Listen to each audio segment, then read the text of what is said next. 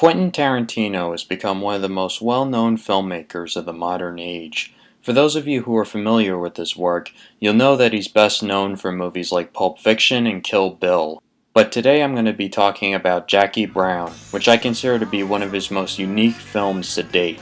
The movie is based on Elmore Leonard's novel Rum Punch, and it was Quentin Tarantino's first adaptation. It's a long movie and there's a lot of dialogue, but that's usually to be expected in a Tarantino film. It stars Pam Grier, who's best known for acting in the 70s blaxploitation movies, which Tarantino was a fan of and pays homage to in this movie. When I first saw this movie, the first thing I noticed was how the opening titles paid homage to The Graduate.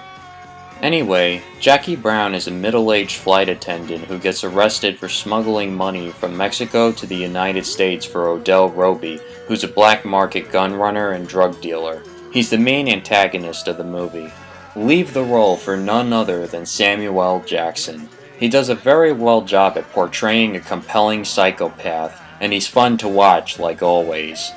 Who's that big mandingo-looking nigga you got up there in that picture with you? My only criticism is that he acts a bit too much like he did in Pulp Fiction. He's constantly using the N-word or saying mother effer. It's like after a while you can't tell if you're watching Ordell or Jules. The movie actually has quite a cast. Robert De Niro is one of Ordell's best buddies that just got out of prison after doing 4 years, and he does a great job with the role. I mean, as if there wasn't a role De Niro was good in. He's mostly quiet and oblivious to what's going on around him half the time. It's hilarious.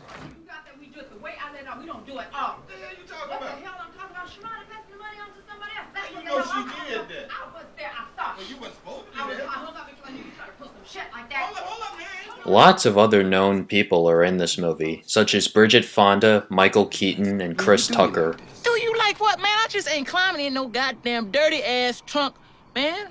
I got a problem with small places, no. Well, I got a problem with spending $10,000 on ungrateful peanut-head niggas to get them out of jail, but I did it. Man, you must be out of your fucking mind if you think I'm finna get in this dirty-ass trunk. Hey, you said 10 minutes. Hey, motherfucker, you like to hit my goddamn head! You ponytail-wearing motherfucker! And even Sid Haig makes a brief appearance. Sid Haig would later be remembered for his role as Captain Spaulding in the Rob Zombie movies. Anyway, the police catch Jackie smuggling Ordell's money, and to make matters worse, they find a bag of cocaine along with the money. So she's in a sticky situation where she can either rat Ordell out and risk being killed, or she could keep her mouth shut and do jail time.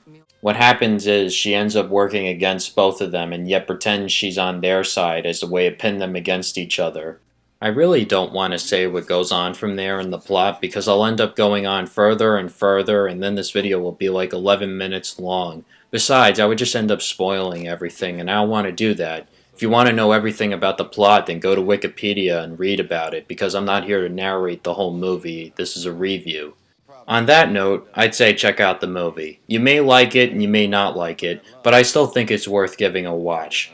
Like I said before, this is easily Tarantino's most unique film. Most of Tarantino's movies are cheesy and over the top, but Jackie Brown is different. It has more of a realistic tone and it's a little less over the top.